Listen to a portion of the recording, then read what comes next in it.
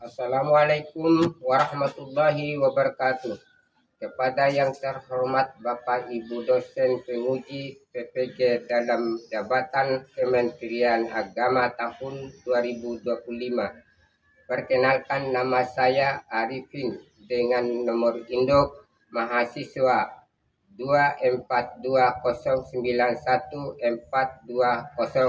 Saya adalah guru SKI di MI Karampi, Kabupaten Bima, Provinsi NTB dalam jabatan gelombang 1 tahun 2025 di LPTK Yayan Kediri. Hari ini Rabu 7 Mei 2025 saya melaksanakan praktek pembelajaran uji kinerja pada kelas 4 dengan materi ketabahan Rasulullah dalam berdakwah. Sekian dan terima kasih. Wassalamualaikum warahmatullahi wabarakatuh. Selamat menyaksikan.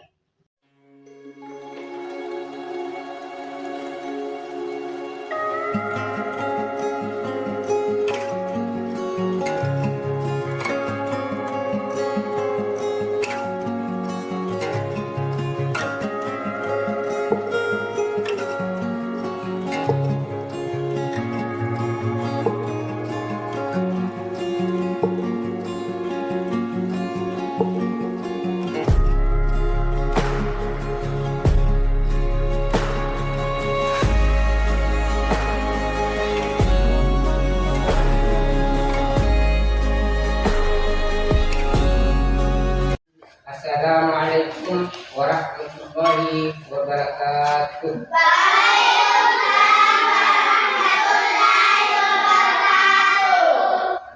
Selamat pagi anak-anak.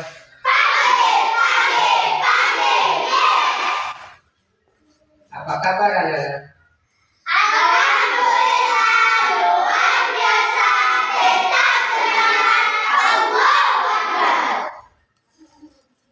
Ya, sekarang kita berdoa sebelum belajar. Mari kita berdoa. Untuk menyemangati berdoa adalah ketua kelas.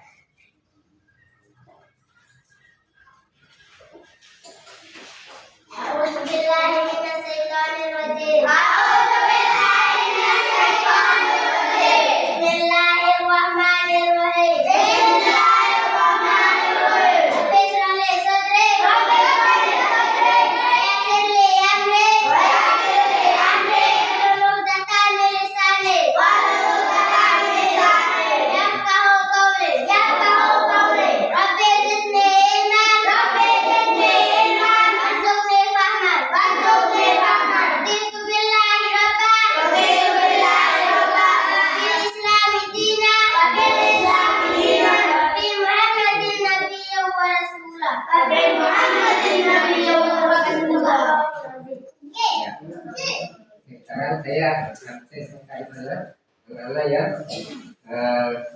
pertama Ahmad Baru Alinas M. Fitra Maulana Fasya Nurul Sayyidatu Adal Alif Nadia ya Askar Aifa Kansa Azhar ya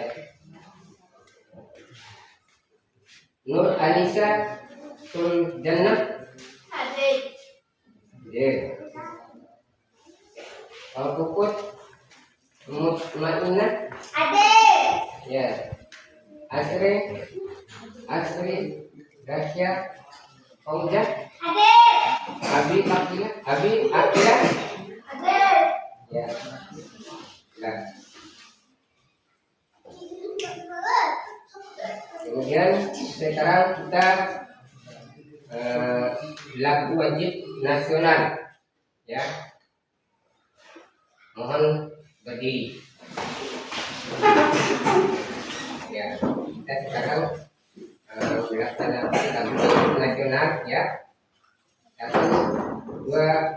3.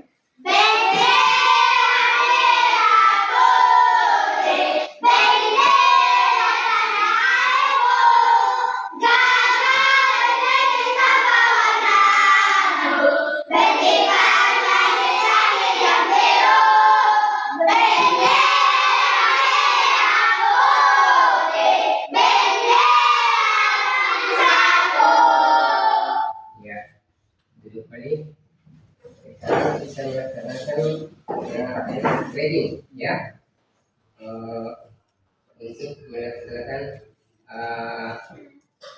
doa tepu semangat, ya, tepu semangat. Coba kita tepu semangat, tepu semangat.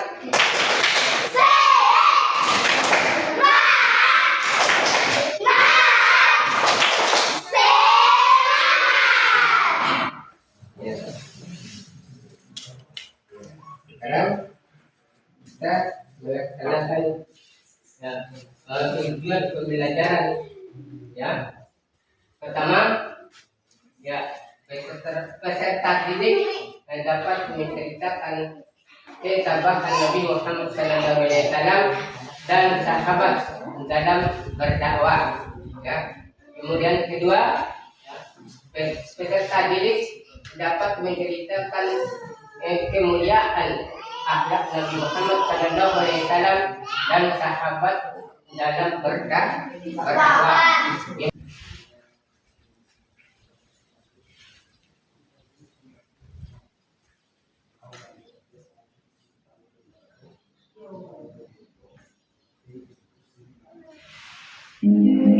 Assalamualaikum warahmatullahi wabarakatuh. Hai sahabat, perkenalkan nama saya Nur Faiza. Dalam video pembelajaran kali ini kita akan membahas materi tentang ketabahan Nabi Muhammad SAW dan para sahabat dalam berdakwah. Apa itu dakwah? Dakwah adalah mengajak atau menyuruh orang lain agar taat kepada Allah Subhanahu wa Ta'ala. Nabi Muhammad SAW diangkat menjadi rasul pada usia 40 tahun. Wahyu yang pertama yang diturunkan oleh Allah Subhanahu wa Ta'ala melalui malaikat Jibril yaitu surah Al-Alaq ayat 1-5. Kemudian turunlah wahyu yang kedua yaitu surah Al-Mudaththir ayat 1-7. Dalam wahyu yang kedua ini Nabi Muhammad SAW mulai berdakwah. Dalam berdakwah, Rasulullah SAW melakukan bicara dalam berdakwah yaitu secara sembunyi-sembunyi dan secara terang-terangan. Dalam dakwah secara sembunyi-sembunyi, Nabi Muhammad menyampaikan wahyu kepada keluarga dan sahabatnya. Nabi Muhammad SAW berdakwah secara sembunyi-sembunyi selama 3 hingga 4 tahun di rumah sahabatnya yaitu Arqam bin Abi Arqam, salah satu as-sabiqun al-awwalun.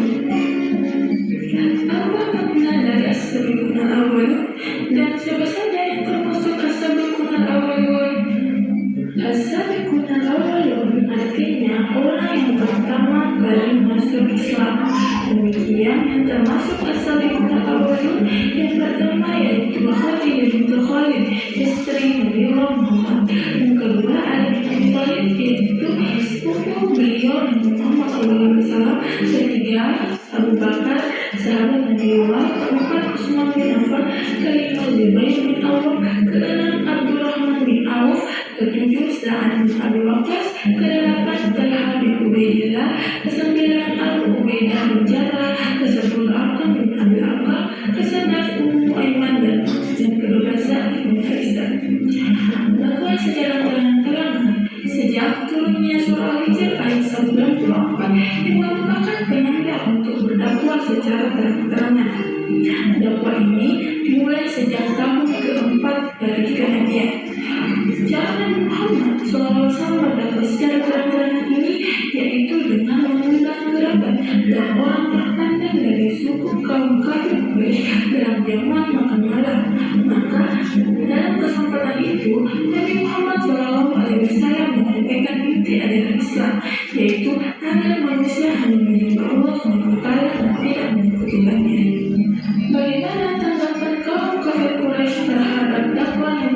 Muhammad SAW. Ada berbagai macam tanggapan dari kaum kafir Quraisy terhadap dakwah Nabi Muhammad SAW, yaitu ada yang menerima dan ada pula yang menentang dakwah Nabi Muhammad SAW. Akan tetapi kebanyakan kaum kafir Quraisy menentang dakwah Nabi Muhammad SAW. Di balik itu, ternyata ada alasan kaum kafir Quraisy menolak ajaran Nabi Muhammad SAW, yaitu bersaingnya merebut kekuasaan, kedua, hilangnya kasta atau persamaan derajat, ketiga, hilangnya perdagangan patung, karena kebanyakan kaum kafir Quraisy membuat patung dan memperdagangkannya. Keempat, takut akan hari kiamat atau hari akhir, karena dalam ajaran Islam kita akan mengalami hari kiamat, dan kaum kafir Quraisy mereka tidak percaya akan hal seperti itu.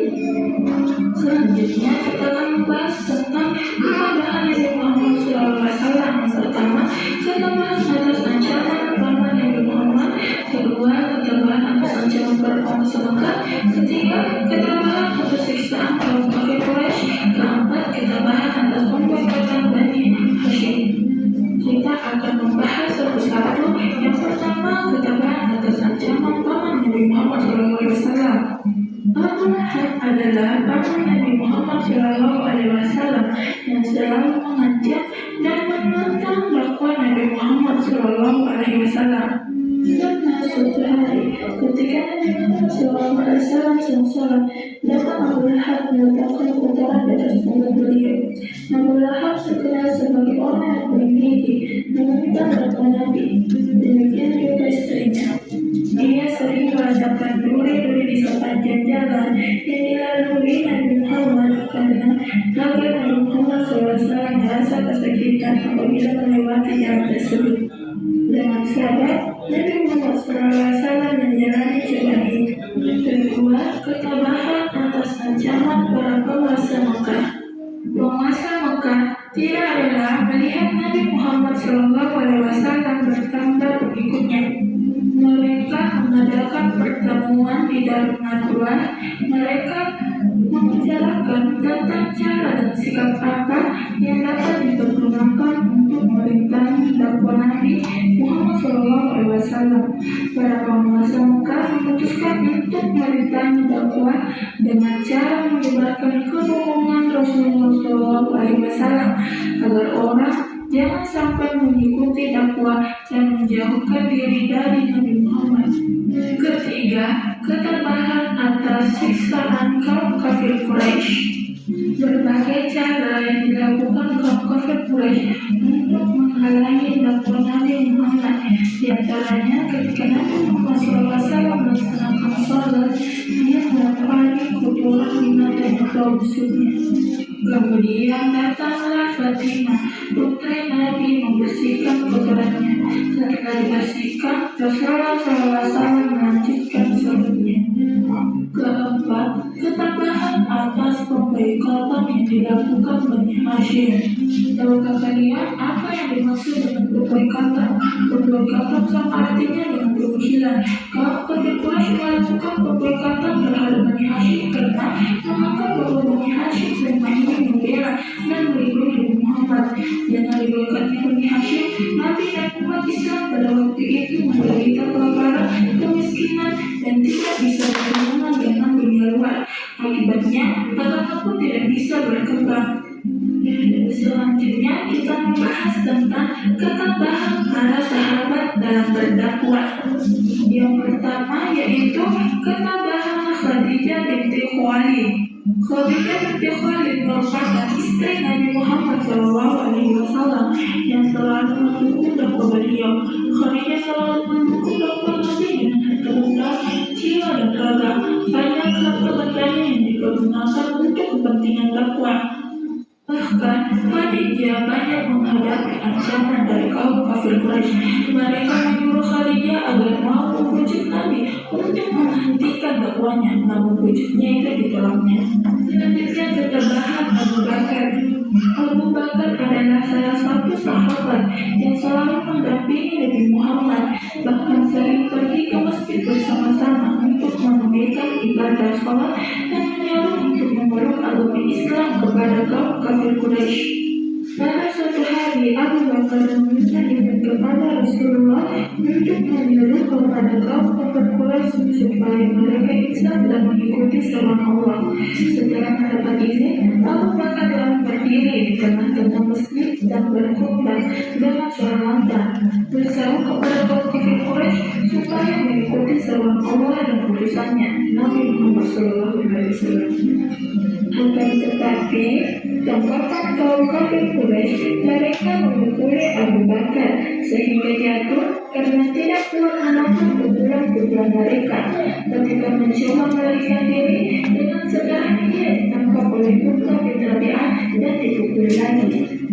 Akhirnya Abu Bakar ditolong oleh orang-orang dari keturunan keluarga Taimi yang kebetulan lewat dan bawa ke rumah ayahnya Abu Quhafa. Dengan takdir Allah, tidak beberapa lama kemudian sembuhlah Abu Bakar dari lukanya itu. Selanjutnya, ketabahan keluarga Sumayyah. Bagaimana perasaan kalian ketika melihat orang yang disiksa di bawah sinar matahari? Itulah salah satu siksaan yang dialami oleh sahabat Nabi yang bernama Yasir. Yasir adalah suami dari Sumayyah.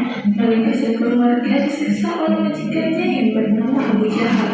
Mereka diikat, kemudian diseret dan dijemur di panas matahari yang beralaskan pasir yang dibakar. Selanjutnya, ketabahan Al-Qam bin Abil Arqam. Al-Qam bin Abil Arqam adalah salah satu sahabat Nabi Muhammad yang kuat iman dan pendiriannya. Ini dibuktikan dengan rumah tempat tinggalnya menjadi pusat dakwah Nabi Muhammad SAW secara sembunyi-sembunyi. Melalui pusat Perkembangan agama Islam dengan berbagai cara kaum muslimin menghadapi pertentangan dengan kaum kafir Quraisy dengan penuh ketabahan.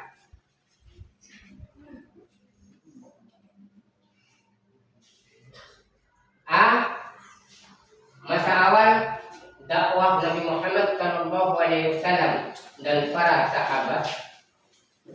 Tahukah kamu dahulu Nabi Muhammad SAW di awal dakwah menyiarkan agama Islam banyak mengalami tantangan dan hambatan dari kaum kafir Quraisy Mekah. Nabi Muhammad SAW dan para sahabat dengan tabah menghadapinya. Satu, dakwah secara sembunyi-sembunyi. Nabi Muhammad SAW mulai berdakwah di Mekah setelah turun wahyu yang kedua, yaitu surah Al-Mudaththir ayat 1-7.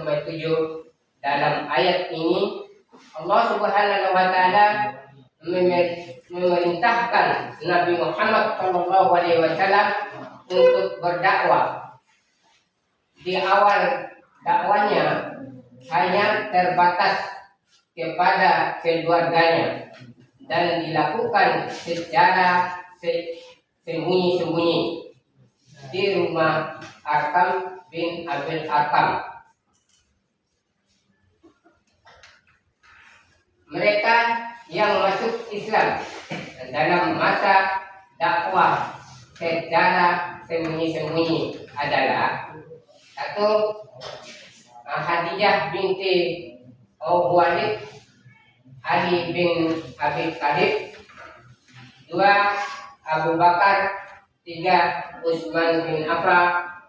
Empat, Zubair bin Awam. Lima, Abdurrahman bin Auf. 6, Sa'ad bin Abi Waqqas.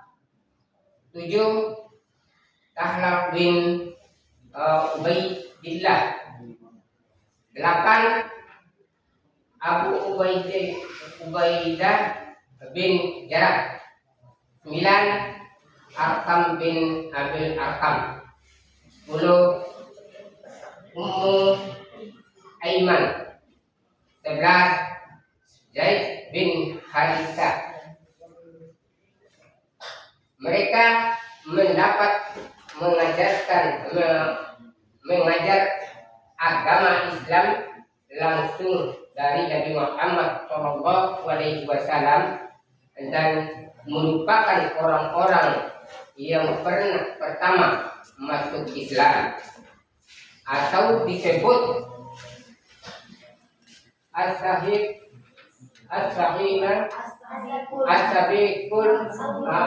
awalin, ya, sabiqul awalin. 2, dakwah secara terang-terangan. Selama 3 tahun lamanya Nabi Muhammad SAW menjalankan dakwah secara sembunyi-sembunyi. Suatu hari Rasulullah SAW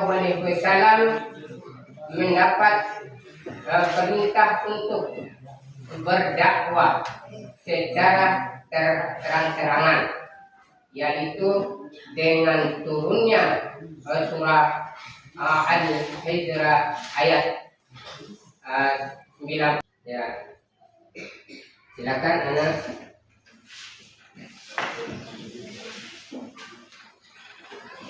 Duduk.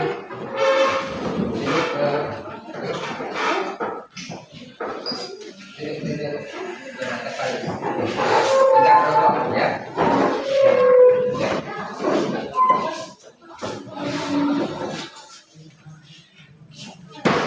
Ya, sudah. Ya.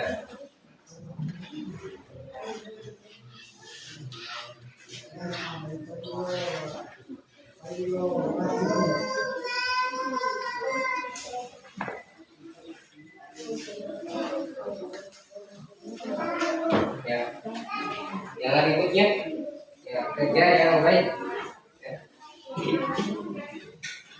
Kerja yang baik,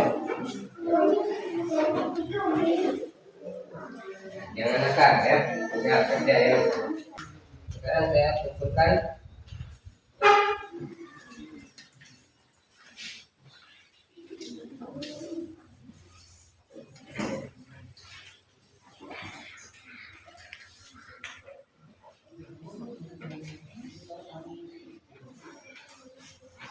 sekarang saya memanggil anak-anak bercontoh, ya. Pertama saya panggil kelompok 1, ya. Ya.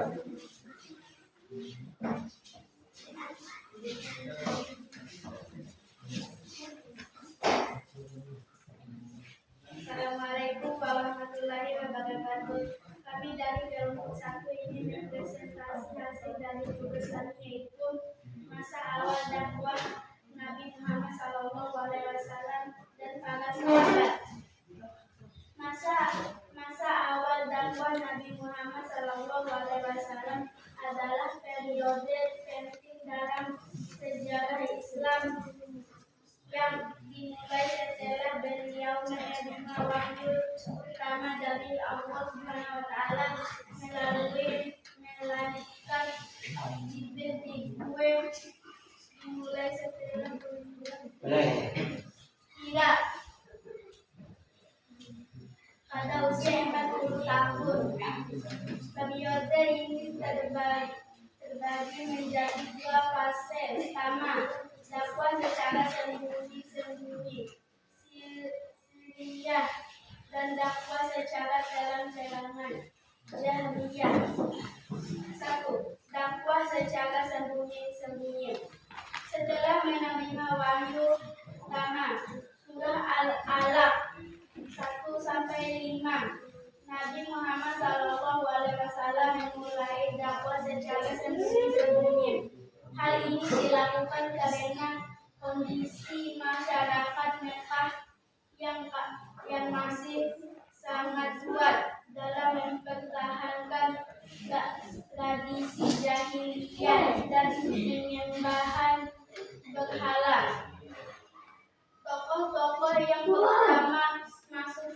pada fase ini dikenal sebagai as-sabiqunal awwalun. Di antaranya Khadijah binti Khuwailid, istri Nabi; Ali bin Abi Thalib, sepupu Nabi masih anak-anak; Zaid bin Haritsah, anak angkat Nabi; Abu Bakar As-Siddiq. Harta, tahta, dan wanita. Penyiksaan hamba cahaya, caci maki sampai berusaha membunuh Nabi Muhammad sallallahu alaihi wasallam. Sahabat Nabi Muhammad sallallahu alaihi wasallam tidak luput juga dari tekanan kaum kafir Quraisy. Mereka dengan tabah dan tawakal menghadapi mereka. Di antaranya adalah Khadijah binti Khuwailid, Abu Bakar, keluarga Sumayyah, Arkam bin Abil Arkam, dan Bilal bin Rabah. Nabi Muhammad sallallahu alaihi wasallam. Ya. Baik, sekarang kita akhiri pelajaran.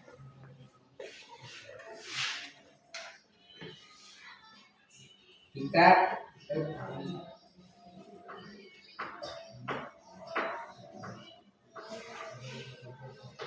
mengakhiri